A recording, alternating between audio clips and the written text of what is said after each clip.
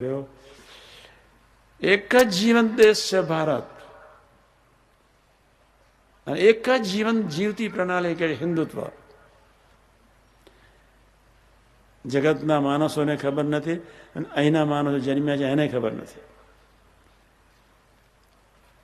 વાતને આજે સમજો કે કરોડ પછી એક દિવસ એવું આવવાનું છે. અત્યારે હવે દિવસ એવા આવશે.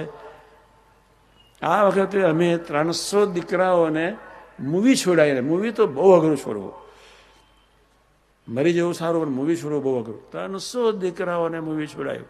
Toronto, Los Angeles, Houston, New York, Chicago, Columbus. પછી હાથમાં લઈને બેઠા, આનંદ કરાયો. મને કહે સ્વામીજી મૂવી છોડો.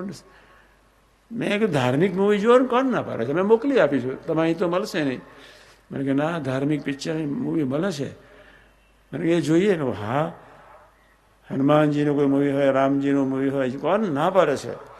સતી અનસૂયાનું હોય, મા શારદાનું હોય, વિવેકાનંદનું હોય, રામકૃષ્ણ પરમહંસનું હોય, શ્રીમદનું હોય, કોણ ના પાડે છે. નાનકનું હોય, એકનાથનું હોય, તુકારામનું હોય, રામાનુજનું હોય, કોણ ના પાડે છે. ભારત એક જીવતો દેશ છે, જીવતા માણસો પેદા થયા છે. બાકી 5 વર્તમાન પર ખાવું પીવું ખેર સલ્લા, દારૂ માંસ ચોરી વિવેચન ને જુગાર, એ જેના પ્રાણ છે એવા બાકીના દેશો છે જ. પણ છતાં એ દેશો જ્યારે સુધરી રહ્યા છે ત્યારે આપણે બધાએ ખૂબ જાગવાનું છે.